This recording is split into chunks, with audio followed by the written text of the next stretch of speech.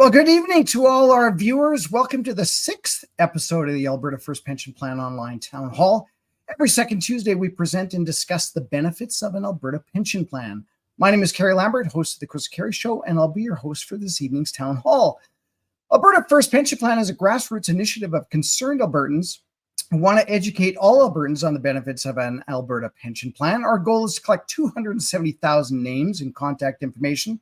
And once that is done, we'll begin to collect signatures within a 90-day window and present it to our Alberta provincial government and initiate a referendum on an Alberta pension plan. And then you, Albertans, get to choose whether you want an Alberta pension plan or not. We're not affiliated with any political party or lobbyist group. We rely on donations and volunteers to get our message of an Alberta pension plan out to everyone. Please consider volunteering and donating, and you can go to our website to find out more. And that is at albertafirstpension.ca. And for more information, you can email us at albertafirstpension@gmail.com. And we actually have another email as well, info@albertafirstpension.ca. That's probably the one that you should be messaging us when you can. Tonight's topic. Wow, we've got a good one going on here. Let me just get rid of this for a second. Tonight's topic is comments and questions from around Alberta and Canada. And this was kind of put together because we do these. We've done 5 of them already. This is the 6th one. We've been doing this for about 2 months now. We've kind of covered what we wanted to in terms of the pros and really minimal amount of cons in terms of putting an Alberta pension plan. From our point of view anyways. And what we wanted to do is actually go back through a lot of the comments that were mentioned during the webinars, as well as showing you some, let's say they're just comments and questions from across Canada, and get our 2 amazing speakers that will be answering those questions. Our pension experts tonight are Tanner Hnidey, economist and newlywed, and Mitch Sylvester is head of the Alberta First Pension Plan Group. He'll probably be showing up a little bit later. But this is a live town hall, so we encourage you to ask questions and make comments throughout the presentation. Just put 3 question marks before a question so it'll be flagged. And if you can, please share. And now I'll bring on Tanner. How you doing, Tanner? Not so bad. How are you? Good. How's newlywed life? Oh, it's fantastic. Thank you for mentioning. Oh no, Paige and I had such a fun wedding, and we were went east for the honeymoon, and now we're back and we're setting up our condo. So the office in the condo isn't quite done yet, and so I'm actually out at mom and dad's place filming this. Okay. But by the next week or so, it should be pretty much complete. We're getting there. Excellent. So newlywed. Now you're talking about, living together, and eventually you'll be retiring together. That's the segue into this pension. What about all these this pension conversation? So what I'm going to do is, there are so many good questions and good comments. I'm going to play this little video that was done from CPAC, and if you don't know, it's the Cable Public Affairs Channel. So I'm giving them a little bit of credit on the bottom. And we're going to go through some of these questions together and some of the comments, and some of them are pretty straightforward, and some of them I think are questions that are relayed from what I've heard of. A lot of people in Canada are asking the same types of questions. So why don't we do that? And then I will stop the video after each comment. And then if you want to make a comment on it, great. And otherwise, we will try and get through this. There's, I don't know, maybe about 8 or 9 interviews in this little video. So let's give this a shot and see how it goes. So the question that was posed to everybody is, what do you think of Alberta's idea to exit the Canada Pension Plan for its own provincial pension plan? So that was the question that was given. So let's just listen to what's going on here. Seems a bit crazy to me. I think it's a bit impulsive, but I wouldn't necessarily say it's something I'd be in favor for. So, and again, the other thing I did want to mention is that this is across Canada. So it's Edmonton, Vancouver, Ottawa, and you'll see it up on the screen. Do you want me to play that again? It was so quick. That one was really quick. You want to make any comment on that, Tanner? I'll start again. He said, sure, go ahead. You play it again, sure. Yeah, I'll do it again.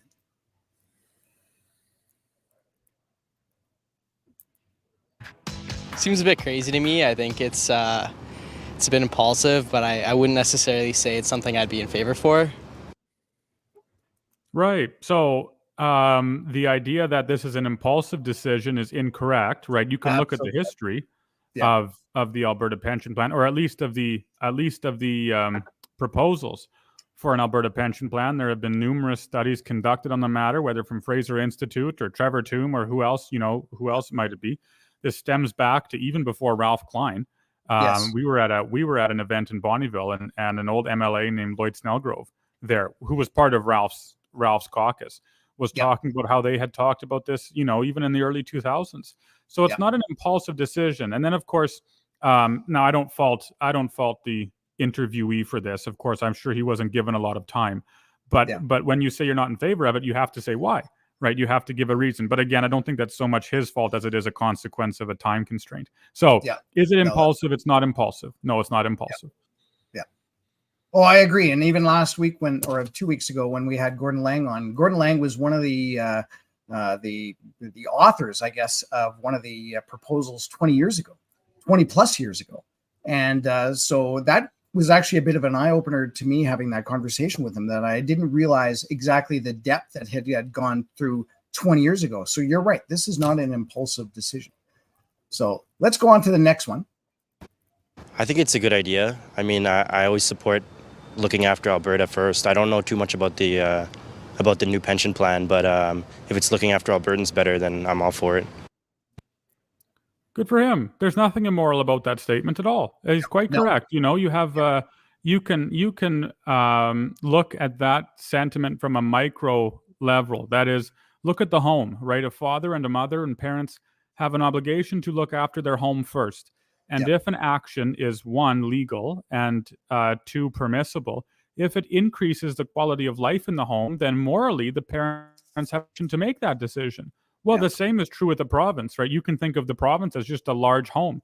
And in this case, although they often act like toddlers, government is to be considered the parents. They're the rulers over the home. And so if there is a decision which is moral and rational and legal, and it increases the quality of life for the participants in that home, in this case, Albertans, then they have a moral obligation. The government has a moral obligation to, in fact, pursue that option, which in this case is an Alberta pension plan. It's a good answer. Yeah. Yeah, and even the comment that he said he didn't know much about this. So a little bit of a back story on this particular interview. This was done last October. So last October, really, there wasn't much given out, right? Like it was the Alberta government gave out. I'm just going to quickly show this on the screen if it will show. I'm not sure if this is actually going to show, but let's just see. Well, I guess I can't while I'm doing that. Okay. So, but basically, I'll just paste in the comments here. There's a link here that was the Alberta Pension Plan, albertapensionplan.ca. So that was the website put out by the Alberta government. And in that, it basically outlines their idea. It talks a little bit about what happened with the LifeWorks report, etc. But again, if you were interviewed on the street in October, you probably haven't even looked into this.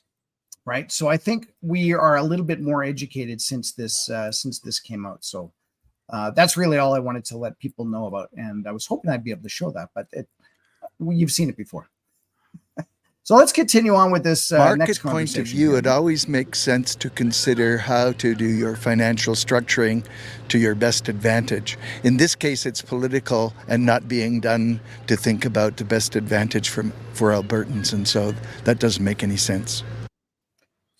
Right. So again, we're advocates. We're strong advocates of keeping government totally separate from this plan, right? The gentleman is correct insofar as if government is involved in the pension process, just as it is with so many other economic factors in the province, then it will lead to, if not disaster, then certainly a less than desirable outcome, economically and otherwise. And so far from, this is one of my biggest grievances here with this entire enterprise is everyone thinks that proponents of an APP are hoping the government takes it over, which is so far from the truth, right? It's completely the opposite. Far from government taking over this pension plan, we want completely the opposite. We want to limit government's interaction with the pension plan to zero, to as much as we possibly can, far more than what it's limited right now. And so, it's almost, those types of comments are almost ironic, because far from being a checkmate against we who are proponents of a pension plan, those types of comments are actually tie us to those individuals insofar as we both believe that government can't be involved in the pension plan process. And then, of course, there's this, when they make those comments, there's this blind allegiance to the current pension structure, as if government isn't trying to involve themselves in it right now, which they are. One, through the board appointments to the CPPIB. Chrystia Freeland is the one who appoints the board members to the CPPIB. And, right, there is verifiable proof. There are articles all over the internet and in person paper of Trudeau and other Liberals trying to persuade the Canadian Pension Plan Investing Board, along with other pensions, to invest in Canadian infrastructure, at least to a larger extent than what they are right now.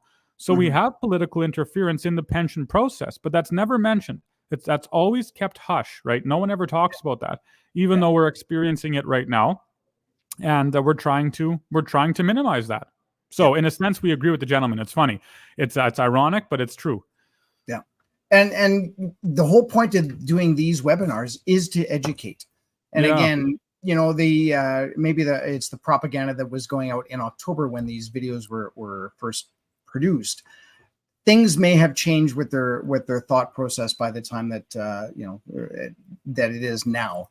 But I think these are good questions, and I think it kind of is a good cross section across Canada. So let's go on to the next question here. I think it's a horrible idea. As soon as you start segregating people's and international plans, you lose what little sense of national unity there is, and you just foster that divide between people that makes it easier to polarize a populace and get into real political trouble, unfortunately. Right. So this is an argument from the standpoint of national pride and national unity. Now, there is absolutely nothing immoral about a province seeking its own good for itself. There is nothing wrong with that. And if that fractures national pride or national unity, then far from being a country that's stable, you have a country that is unstable. If our neighbors are furious because we are doing well or because we're succeeding in life, then that is not a neighbor who wants, obviously, our good.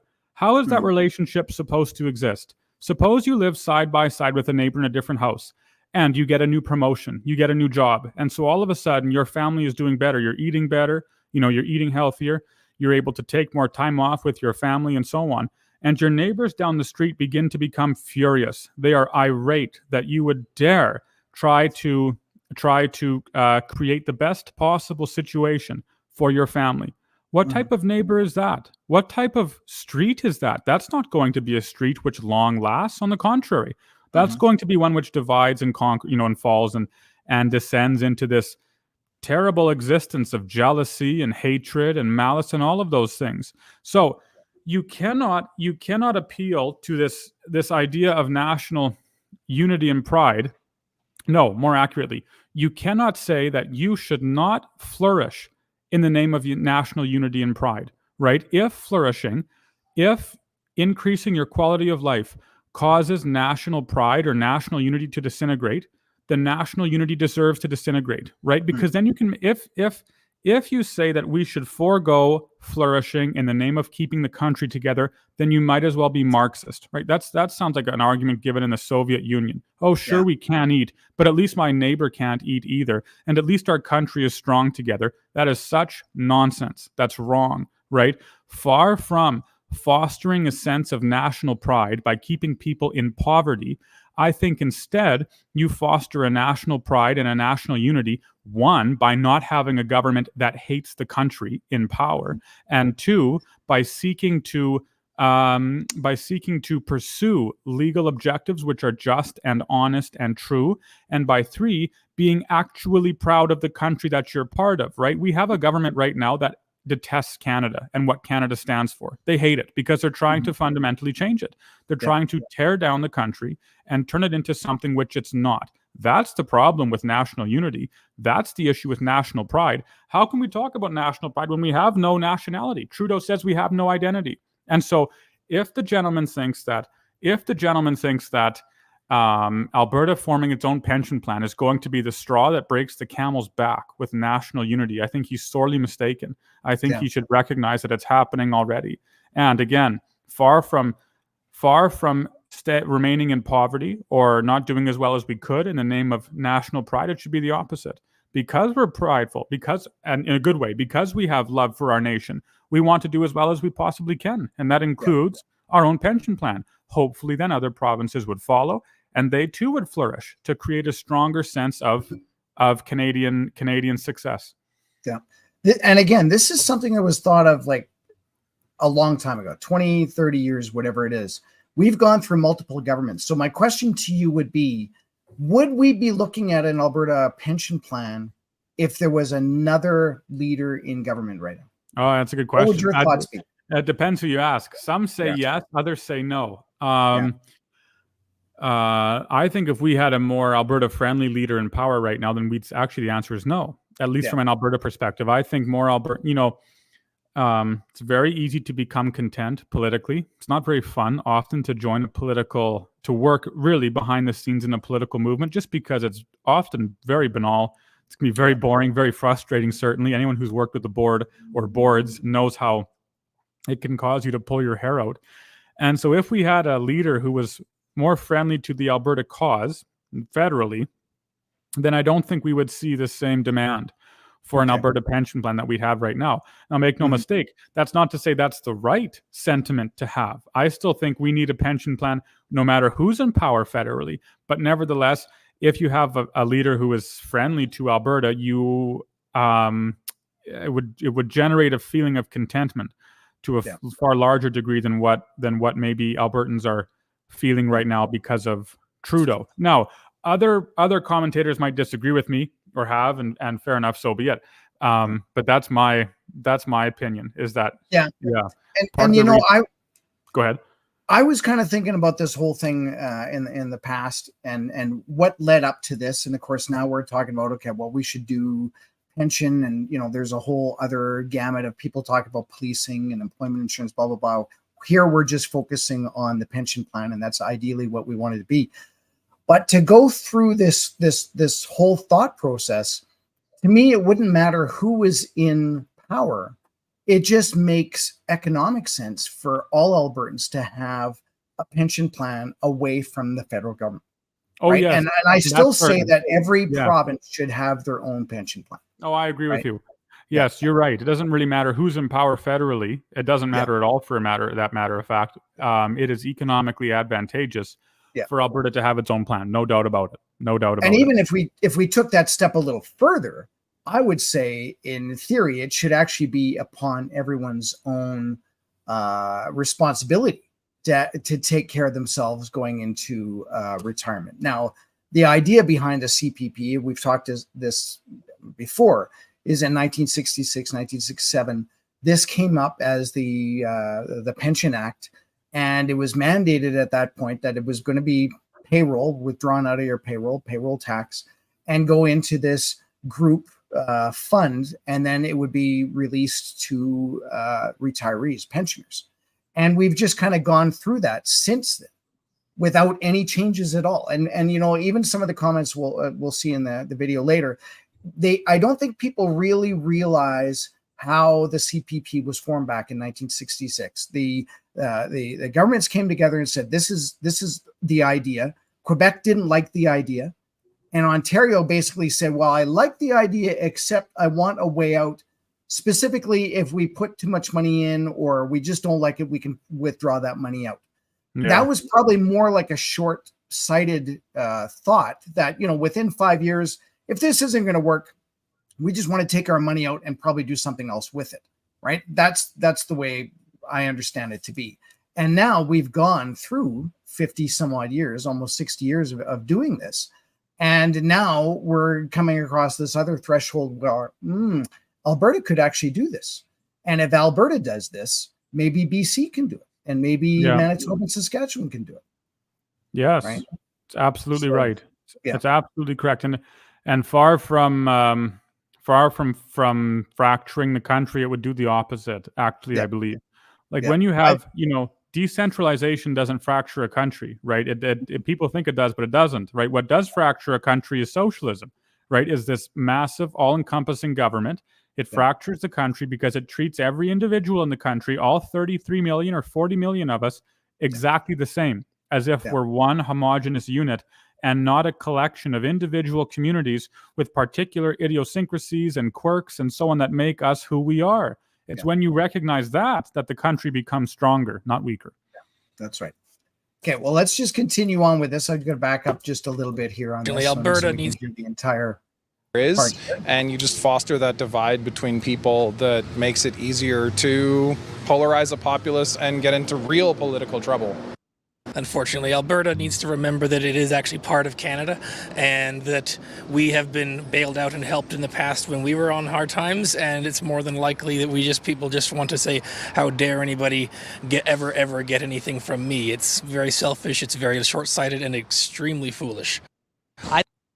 Right. So economically, if the gentleman just took a look at the pension plan numbers, his argument would be, quickly disassembled and torn apart, right? Because it's not as though Alberta here is on the lifeline of the rest of the country to try and fund our seniors from the Canadian Pension Plan's perspective. Quite the contrary. On the contrary, it's the exact opposite. Alberta has more than contributed its share to the pension plan. It's contributed a disproportionate amount compared to all other provinces of 60 plus billion since the CPP's inception, before inflation. After inflation, the number is much higher, and we could be doing so much better than what we are right now. Now, of course, who's to say what the future holds? The gentleman here has the assumption that the Canadian pension plan is steady, stable, and secure, even though in the 90s you declared that it was bankrupt. And even though, contribution rates continue to rise, and it's clear that everything maybe isn't as peachy as what the CPP is promising and so on. And so to make an argument that sometime in the future, Alberta might be under hard times and therefore we should stay in the CPP, it doesn't work, because we think that we would be more economically secure by having our own pension plan versus staying with the CPP. So if he wants to make the argument, then far from being a proponent of the CPP or Alberta staying in the CPP, he should instead be proposing an APP. The returns would be higher for seniors. You could build up an asset pile very quickly based on the size of the surplus that Albertans contribute to the pension plan every single year. And, you could lower contribution rates and all of these other benefits that accrue to us because of the Alberta advantage that we presently experience. And then, of course, we repeat the argument of Alberta has to remember it's part of Canada. And it's like, yes, we do. But at the same, you have to flip that and say, why doesn't Canada remember that Alberta is a province too? Again, it's this tired old, nothing ever changes under the sun, where we see Alberta contributing a substantial amount of money to the federal government, or in this case to the CPP, other provinces receiving a very generous portion of that money and not contributing as much, per capita. And it happens time and time again. And so again, there isn't anything immoral or wrong with wanting what's best for you. That's not an immoral position to take, and certainly not for a province to take. So while we're not proposing here that you all of a sudden, up and split from Canada, instead we're not proposing that. Instead, this particular plan has one proposal, which is to give Alberta its own pension plan, which is constitutional and legal, so that Albertans can be better off than what they are right now. That's all. There's nothing radical about that. Yeah. And these short little clips, it's hard to see exactly what his rationale might be, but you kind of said at the beginning in terms of how it would be split and what would end up happening. And again, we've talked about this in other webinars. What would end up happening if Alberta did their own pension plan and Canada had to go and do their own? They may not have to raise the rates at all. We've already seen there's a CPP on your pay stub now. There's a CPP2. It's possible there could be a CPP3 in more of the eastern provinces. We don't know. And that's the thing, is we just do not know. And and to go through life with just accepting the status quo that this is the way it has been for a generation or two, and we should just keep going. No, I'm thinking this is something that it only makes sense to bring it back into Alberta, and if it ends up that we end up having our own CPP or APP1 and APP2 and an APP3, then that's just the way it's going to be. But I think in the end, it's just a better all around idea for us, and the pensioners will definitely make it'll either be pensioners will make more money. It'll either be maybe they get a one-time lump sum when they retire, and then they can actually do something with that. Or maybe it's the people that are actually putting into their APP or CPP right now. Maybe it'll be a lower rate, so they can actually do something with that money right now. People are always talking about how expensive groceries are and how much rent is up. Well, if everybody else had an extra $1,400 in their pocket right now, I think things would be a little bit better, right? Yes, absolutely. Certainly they would be. Yeah, and there's nothing immoral about that whatsoever. Yeah. All right, let's continue on. I may have to back up a little bit on this, but honestly, a great idea. Definitely, if there's benefits, I definitely go for it. Because my parents are at that age too, where they're retiring soon, and we definitely need the help at home. So, yeah. I don't know too much about that, but as long as it's being done to help those that actually need it, and not just being done in the sense of helping the rich, because I feel like everything Alberta does is just to help the rich, right? So, as long as it's actually being done to help those that actually need it, then I don't have a problem with that. I think she's thinking it more like it's a social program, like as in I'm going to sign up for this and immediately get my money.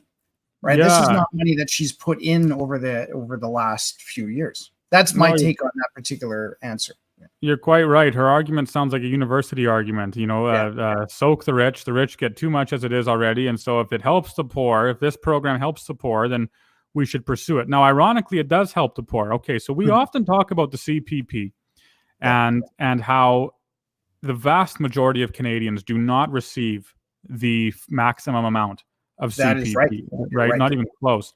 On average, most Canadians receive about $750 some a month in Canadian pension plan benefits, which is about half of the maximum allowable amounts for the Canadian pension plan. Now, to back up, the Canadian pension plan is what? Well, it's supposed to be a program that replaces 25% of your average monthly income over your working life. Officially, that's what the CPP is supposed to be. Well, when you think about it, that means it's supposed to help out those people who maybe don't have as much money in retirement and didn't earn the big dollars when they were working, and so on and so on. But when you look at the mathematics of the CPP, who are those who receive the highest amounts of CPP? Well, the answer, of course, is those who are richest. Those who contributed most during their working lives are those who receive the most in CPP in retirement. And because statistically, rich people live longer than poor people, not only do they receive a higher amount of Canadian pension plan payments, but they receive it for longer than those who are poor. And so far from being a program that lifts up the poor, the Canadian pension plan is actually a program that helps the rich. That's the way it operates, because the rich receive a larger amount of CPP payments and they receive it for longer than the poor because they live longer than the poor. Now, that's right. The actual structure of the CPP transferred to an APP, that's a different conversation for another time. But right now, the point remains that with an APP, we have the option here to give seniors more money in their checks every month, or decrease contribution rates for contributors, or do both at the same time, just with a variable rate, whatever it might be. Nevertheless, the principle of increasing the quality of life, the benefit for those who are either collecting pensions or will be collecting pensions in Alberta, is clear and present. And so it's true, it helps the rich. It does, of course, but it also helps the poor compared to what they are experiencing right now under the CPP. And so even though the lady's argument is socialist in nature, it actually works with an Alberta pension plan. Would the poor be better off? Yes, they would be. Yeah, you're right. Okay, I'm going to continue on with this one. I'm going to back it up just slightly here. Alberta does is just to help the rich, right? So like as long as it's actually being done to help those that actually need it, then I don't have a problem with that. I think it's a risky thing the way the Alberta infrastructure runs, with the money's high and low, and the oil sector, they're a great province to live in. When oil sector's not doing well, they're not. I've seen the real estate go high and low over the last 30, 40 years, so I can't see how their government could afford CPP without the help of the federal government. So the last few interviews have been from Edmonton, and these ones are from Vancouver. Just to let you know. Yeah, the lady's assumption is that an Alberta pension plan would only invest its earnings in Alberta, and so it would essentially tie its returns to the Alberta economy, which simply isn't true, right? Suppose you had an Alberta Pension Plan investing board operating the pension investments in Alberta. You would have them divest, just as all other pension companies do. We don't want them solely investing in Alberta. That's not the purpose of the pension plan. No, instead it's to manage money properly. It's to earn as much money as possible and make sure that money is there for you when you retire. So that even if the Alberta economy sinks one year and doesn't do so well because of an oil crash or something, the pension wouldn't be affected because it would be divested across a vast palette of different investments, whether in real estate in Asian countries or infrastructure here in Canada or oil markets down in Texas or technology here in Alberta, who knows what. But you would not put your eggs in one basket. This is a very fundamental principle of investing, and would instead spread them around as a way to mitigate risk. And so this pension plan would not be and is not meant to be tied to the Alberta economy. Yeah, that's right. Far from. Yeah, that's right. And we've kind of gone through the numbers in previous episodes as well. That CPP has been down about 10% statistically, right, over the last few years or whatever. But I believe last year they only did 1%. That's right. So again, it's going to be like this all the way through. Of course. And it's, even if we did do everything in Alberta, and I'm not saying that that's a good idea at all, but even if we did or put a lot of funds into Canada, it's still going to be doing this up and down. Right? Yeah. So again, no matter what. The idea behind any pension or any financial is to try and make the most money on it. Yeah. And so we'll leave it up to the experts to figure out which funds and bonds and et cetera to put it into. So. Exactly. That's exactly right. Yeah. All right, let's continue on. Very concerned again that such an extremist has taken over the control of the government, and I hope she's not there for long. That's really a big concern that Alberta is treating itself as a separate country. Right. So I don't know how the lady defines extremist. Her definition of extremist isn't the same as my definition of extremist. That's for sure.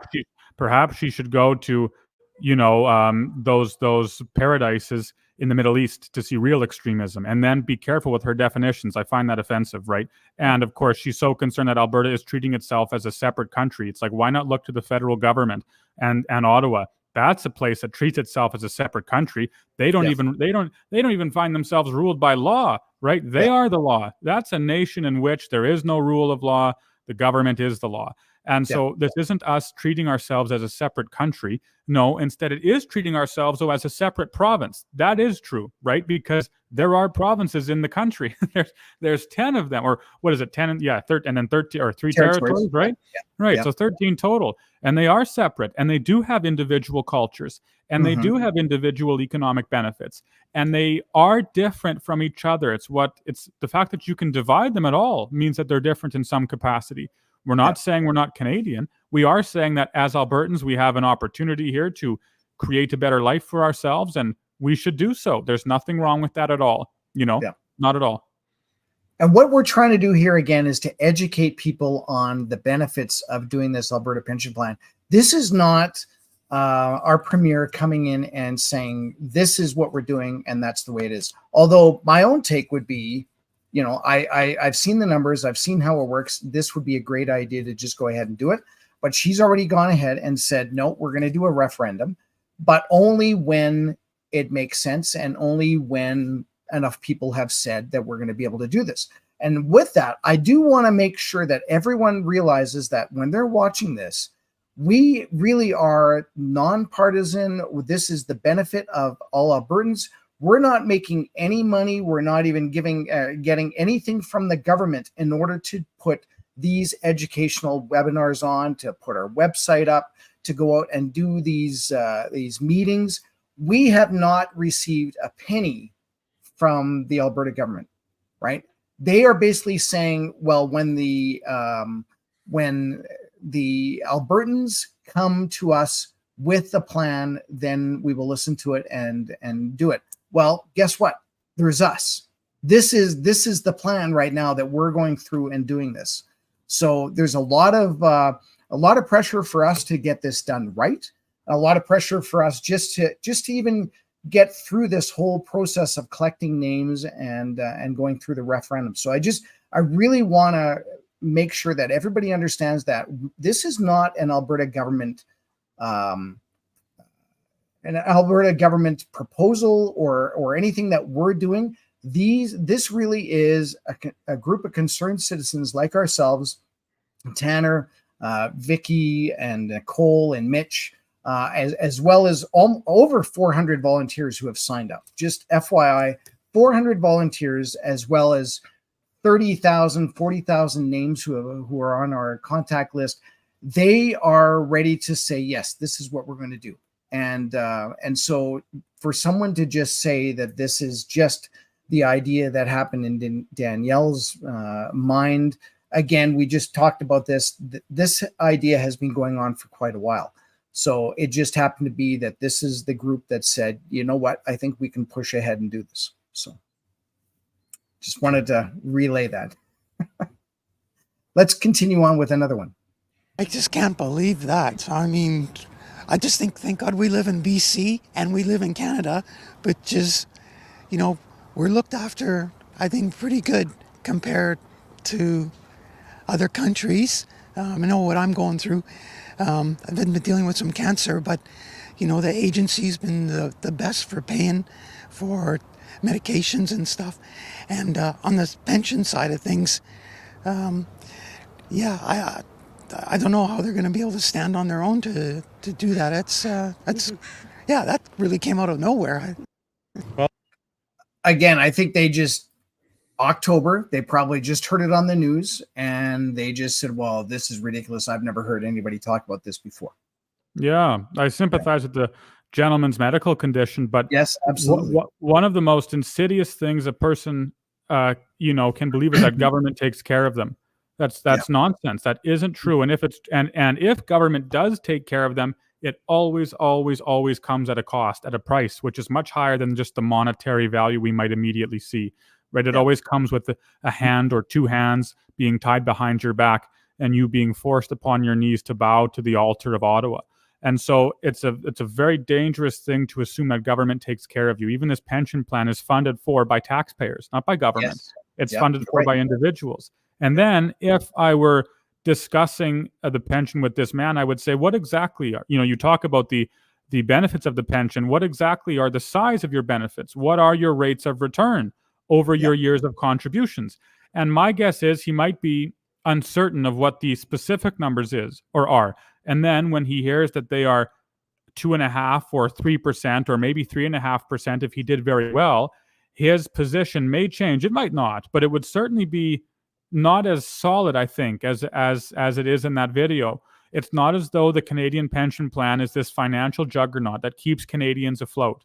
Far from, right? We said earlier that the average rate of return per month for Canadians, for new pensioners, is about $750, $760 a month. That's all. And when you consider how many years you contributed to the Canadian pension plan, and when you consider how well you could have done, how much you could have earned per month if you had put that money into a private pension fund or into a private investment, all of a sudden we realize that the Canadian pension plan is not so economically beneficial, at least not as much as it seems.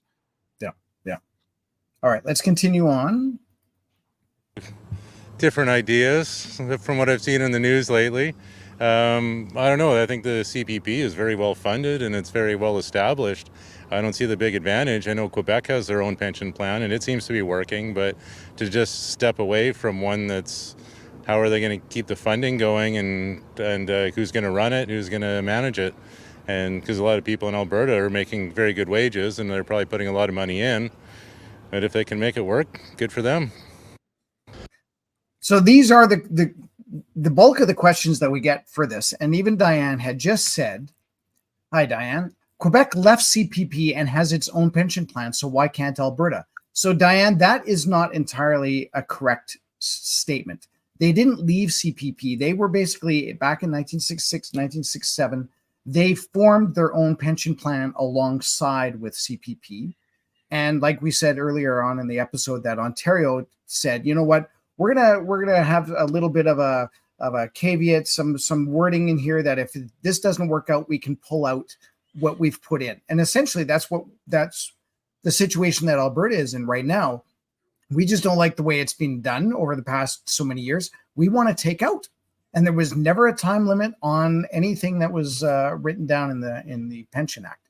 So Quebec didn't leave CPP. They essentially did their own pension plan at the same time. So, and they're just doing things a little bit different. And even when we talked with Gordon last week, he did mention that there are some benefits and some little tweaks that they've done. They do pay more into their pension, according to Gordon, but they do get back a little bit more. I'm not quite sure what the actual specifics are. I don't know if you can answer any of that, Tanner, but it does sound like maybe they get some other benefit that we may not. Yeah, the biggest benefit that Quebec enjoys, in my opinion, is the widower's pension. Their widower's pension is far superior to ours, and so it's variable how much difference there is.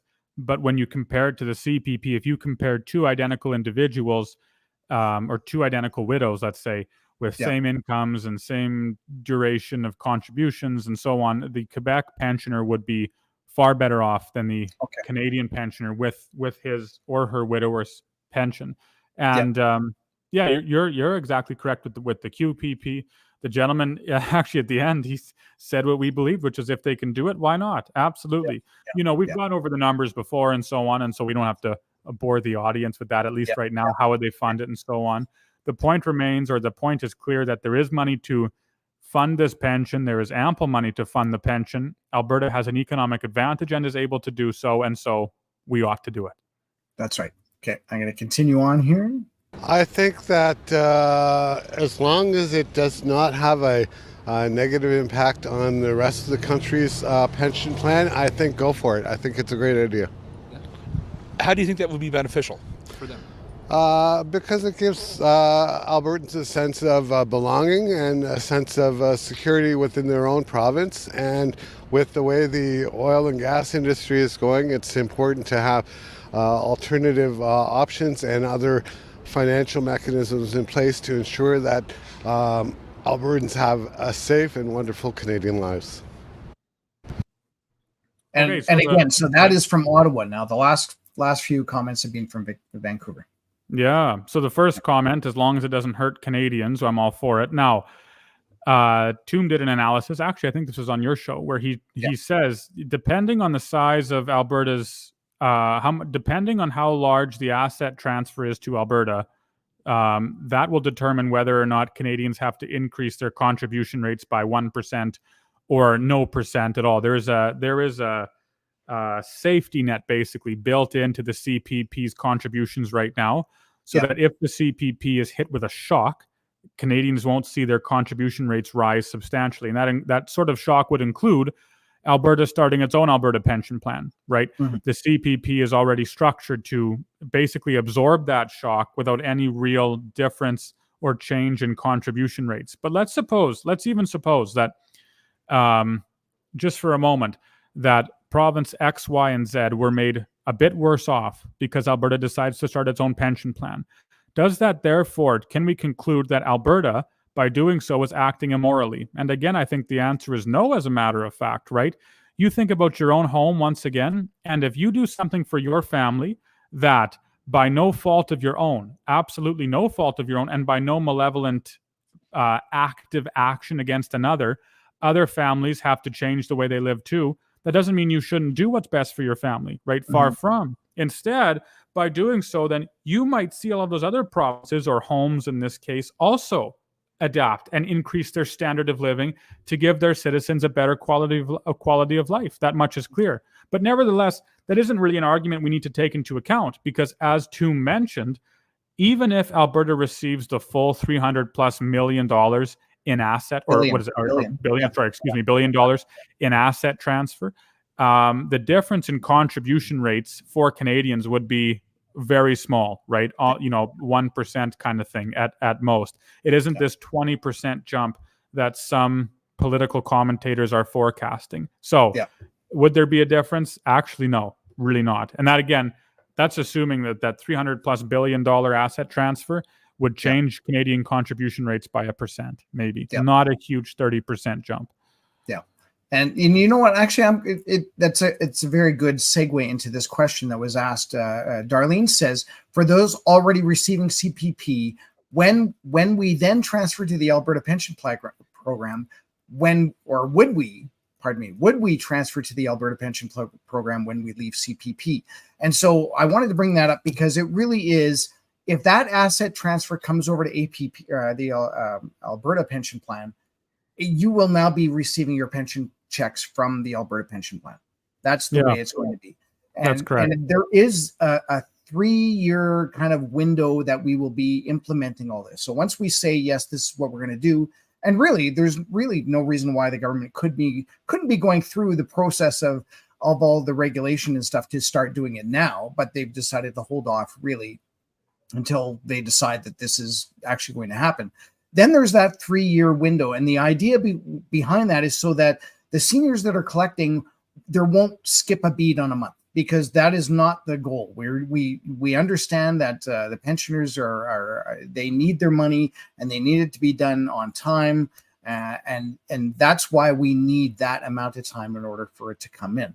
So when that asset transfer would happen, then it would be part of Alberta in order to make sure that you end up getting it. So having said that, we've had this conversation about, let's just say hypothetically, actually, it's very true. I grew up in Manitoba. I worked half of my life, or a good quarter of my life anyways, working there. And then I moved to Alberta and I'm contributing the CPP. And then all of a sudden now we're going to transfer over to the APP. So now I've got CPP that I've done in Manitoba, CPP that I've done in Alberta, and then an Alberta pension plan that I've done in Alberta. Oops, we lost him. I may have actually done that. I may have clicked him. We'll end up doing that. But that was my question to Tanner, was whether or not how all that works in terms of whether or not it's the money flows wherever you are. So, and we've already talked about this in other episodes. If we ended up having someone working in Quebec, they're working in Montreal, then they come and say they work in the oil field up in Fort Mac, they're contributing to CPP. Things change to an APP. They're now collecting or contributing to APP. Then they go back to Montreal. They retire in Montreal. All that money follows. And that's the whole reason why it takes 3 years in order to implement this, so that we've all got an idea of where that money is supposed to go. So you get part of your QPP, you get part of it as CPP, and you get part of it as APP. So yeah, you'll end up getting 3 checks, but it will add up to whatever the amount is. So it's not like if you contributed more in APP, you're going to get the maximum in APP, and then you get a little bit in terms of QPP. That's not quite the way it's set up. So now Tanner hasn't come back, so I'm just going to maybe just give him a quick text if I can and just see. And any other questions, maybe we can ask if anybody has any other questions in the meantime. There you go. There's Tanner. Save the day. Am I back? Did I do that, or did you? No. Was it your laptop that died? We just had a wicked thunderstorm that rolled through, and I actually think it knocked out the internet, to be entirely honest. Oh wow. Okay. Well then, I thought maybe I put my hand down and hit a keyboard. So, anyways, I kind of wrapped up the whole idea with that. Was that if you were living, this is what happens with live stuff, right? But it's good. I mean, that's that way we can actually have people ask us questions. So anyways, the short version is that if you grew up in Quebec, you did part of QPP contributions, then you moved to Fort Mac, did into CPP, and then it rolled over into APP, and then you moved back to Quebec. That money would still follow you. You'd still get a check from QPP, you'd get a check from CPP, and a check from APP, and it would add up more than likely to that initial amount that you would get from CPP. So does that all make sense to you, Tim? Yeah. No, it's exactly right. It just the money follows you, and that's right. You could you could do 2 checks at the end if you wanted to, but I think your way sounds easier, to be honest. And so you know, that would be up to the actual. And as long as they all come in, whatever it is, the first of the month, the end of the month, whatever, then I think that's really all that people care about. That's exactly, as long as the amount is the same one way or the other. Yeah. Okay, I'm going to play this. Hopefully this, I know you're on your cell phone now, so hopefully you'll be able to hear and see this. So. Well, I suspect it's more due to politics than it is economics. I don't think it's an advantage for provinces beyond Quebec to begin to develop their own plans. Well, that makes the Canada. So again, I think the speculation was that Quebec broke away from the CPP and started their own plan, and we've already talked about that. That's not exactly the way it is. So. Right. That's exactly. Yeah, they started their own plan right from the beginning, and they've proven that it can be successful. So why not us too? It's exactly right. Yeah. And likewise, they're certainly not banging on the door to say, you know what, QPP is not working out very well. Can we join the CPP? They have yet to do that, right? So. No. Yeah. Exactly. No, that's you all. I have yet to find a man or a woman from Quebec who says I'd prefer to be in the CPP compared to the APP or the QPP, excuse me. Yeah. Okay, I'll continue on. I think there's 1 or 2 left here. Perhaps a little less strong because they've got a very wealthy province that leaves it. But apparently they can do it legally if they wish. So it seems to work in Quebec. I haven't heard any problems. Nobody writes about it. Just like we just finished saying. So I think we can continue on. Right. This is a good one. This is even though they're in Ottawa, they're actually from Alberta. So this is a really good one to listen to, because I think this might be the icing on the cake for a lot of people that may be a little concerned about going from a CPP to APP. So listen. No, we don't like that idea at all. We don't think that's a good idea. We don't think Alberta is a good investor. Generally, we don't think they've done a good job of investing. The Heritage Trust Fund, for instance. And no, we don't think that's a good idea. And most people in Alberta don't think it's a good idea, I think. I hope. Yeah. I might add, you are from Alberta. Sir, what do you think about it? Well, being of a tender age approaching that, it's just politics by Danielle Smith. She's just attacking Ottawa, anything. If you can diffuse the attention from your own mistakes, then it makes somebody else like her perhaps look better to her base. But as my wife was saying, the majority of Albertans are not for this at all. It's a no-go. We don't trust. And again, this was done last October. It's without any education, and that's kind of what we're trying to do, is to show the benefits of doing this. And because I think a lot of people back in October, as soon as they heard about it, they went, wait a minute, that doesn't make any sense.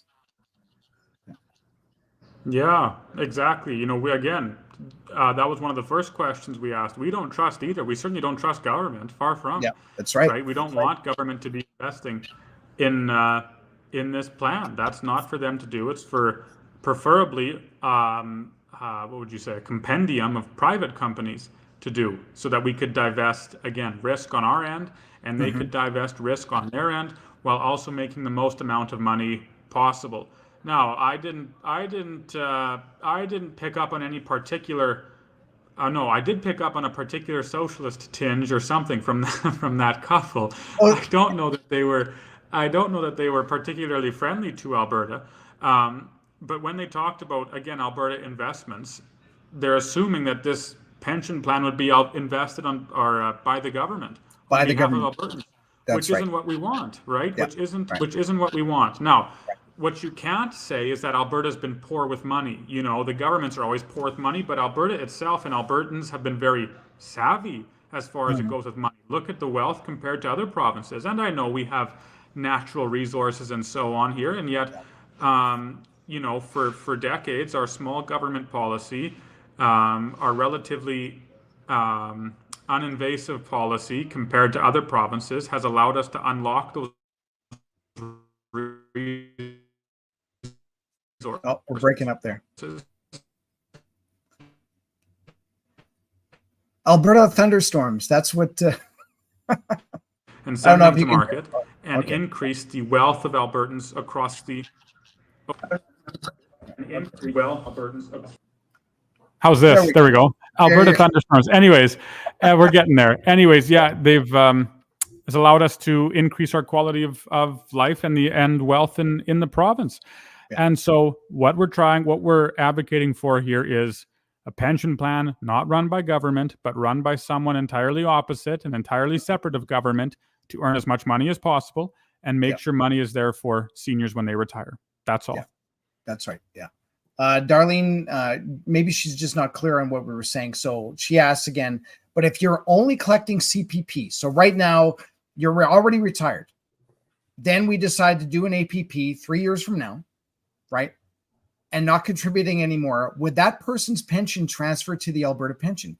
Yes, absolutely. If the asset transfer gets transferred over, then you will be getting, instead of a CPP check, you will be getting an APP check exactly the same. And that's the whole goal. And you were another webinar that we did earlier, and you were talking about Section 3, I believe, in which basically says it cannot, whatever CPP has to, or an APP has to be identical to the CPP. Or better, right? It's right. In structure, yes. Section 3 of the CPP Act shows that. Yep. So all you would do with an APP, for those seniors who are right now collecting their Canadian Pension Plan checks, that money which you contributed and which you are now owed from the CPP would just transfer over to an APP. That's all. The balance of assets and liabilities would just move from the CPP in Ottawa to the APP in Alberta. And so the only thing that would change for you, all else equal, right, if we decide not to change, or if the province decides not to increase the rate for the pension checks for seniors, the only thing that would change would be the name at the top of the check. That's all. That's right. The same thing as if you changed bank accounts. You go from bank A and you go to bank B. Yeah. Everything is still going, you know, it's a pain in the butt, especially if you have to do credit card and any utilities and all that. But the whole point of this is it gives us the 3 years in order to say yes. And you wouldn't even see it. The CPP, like you said, the top of the check will now say APP. So that's the idea. Yeah, that's a good analogy. I like the bank analogy. I might steal that. I'll give you a royalty. Every time I use it, I'll give you a royalty. And I certainly didn't want to name a bank. So no. All right, I think this is the last one here, so let's get through this. They can afford it, go for it. I think it's far more complicated than we know. Why do you say that? Well, just to split away from the Canadian Pension Plan. I'm not sure how all that's going to work, and I want my pension. If you were an Albertan, you live in Ontario, but if you're an Albertan, what would you think about it?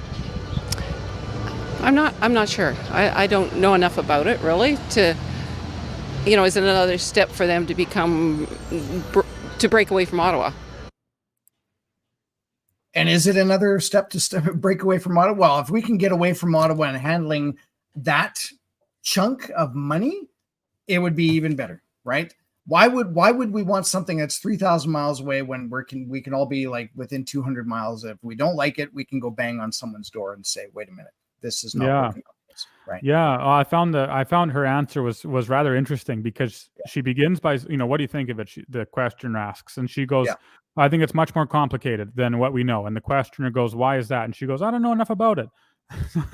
That's right. Because it's like it's more complicated than we know. Okay, and what do you know about it? I'm not super sure. Right? That is what I would argue is the general sentiment across the country is people just don't know enough about what the pension plan is. To be entirely honest, I don't think they know quite enough about what the CPP is. To no fault of their own, it's a very dry institution. It's not exciting to read. It's complicated. I'm so glad you read it and not me. It's boring. Even from an economist perspective, it's terribly boring. It's dreadfully boring. Yeah. And it's complicated. And so I don't fault the people, certainly not, for not quite, understanding all of the ins and outs of the pension. Even accountants, I think, and economists would say there are still factors that confuse us. Absolutely. Certainly. It's such a huge act. It's so typical of government. And so I think a lot of the confusion and a lot of the fear comes from just a not understanding of what the CPP is and a not understanding of what the APP is, which is why I think it's so valuable that we have these information sessions like this to try and increase the amount of knowledge surrounding the pensions. Yeah. And we do want to keep these things to an hour. We are at an hour, and I kind of figured we'd be able to get through that and maybe a bunch of other questions that I had already set up, where that's going to be saved for the next Tuesday. Are you around in 2 weeks? Are you able to come back and do that? Yes, we'll see what, depending on time. We'll chat after. Okay, good. Well, then we'll figure that out. And likewise, the questions that I've got, the comments that I have, and they're all kind of, a lot of them are positive, but there are ones that are like this. Yeah, sure. Hands off our CPP, sure. Right? And we want to educate people that this is not just a left and right argument. This is a benefit to everybody, right? Yeah. Everybody likes money. Everybody needs to retire, and everybody needs to have some sort of a nest egg, or at least have this money coming in when you retire. And to say that this is a left and right issue is hogwash. It really, I just dated myself by saying hogwash. But it's really one of those things that people should realize, that this is money, and this is something that, if you've got a financial advisor, why don't you have that conversation with him or her? And it might be that they are totally, nope, hands off my CPP, and that's fine. But maybe then you can say, well, have you watched the Alberta First Pension Plan webinars? Because maybe that will be enough to push those investors to say, well, I never thought of it that way, right? So that's the whole point of doing these things. And I think we're going to wrap things up. And again, we've got lots of questions for the next one. We've got a couple of other people that will be coming on. I think we're kind of committed to doing this until the end of October. We basically wanted to do this so that we get into a situation, or that we'd be able to present this to the government at that time, and have our 270,000 signature, or 270,000 people who have signed up.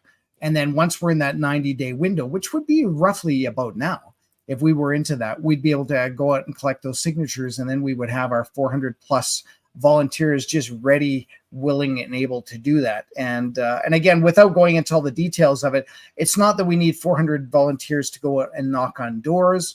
The idea is we'll collect the 270,000 contact names and information.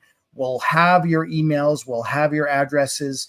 Once we're at that tipping point there, then we will say, okay, now we're going to do a media blitz. We're going to do email. We're going to mail out some stuff, and we're going to tell you we need wet signatures from you, and we'll either come to your door if that's what you really need us to do, or maybe we'll meet you at a mall or a community center, or maybe we'll meet you somewhere in another type of group setting, and that's when we will actually get these wet signatures. And then you can imagine how many pages 270,000 signatures will be a lot taller than me, although I'm not very tall, but it'll be one of those big stacks that needs to be delivered and then thrown on the Premier's desk, and say, look, the Albertans want this, and these are the reasons why. They're educated, they understand the situation, and that's what they want to do. So that's the whole point to doing these webinars. Any last words you want to say? Anything about that there, Tanner? I think you were dead on the mark. That was a perfect way to surmise the conversation. Excellent. Good. Well, then hopefully we'll see you in a couple of weeks. And likewise, no matter what, we are here every second Tuesday. So it'll be the 17th, if my math is right. The third plus 14 days is the 17th.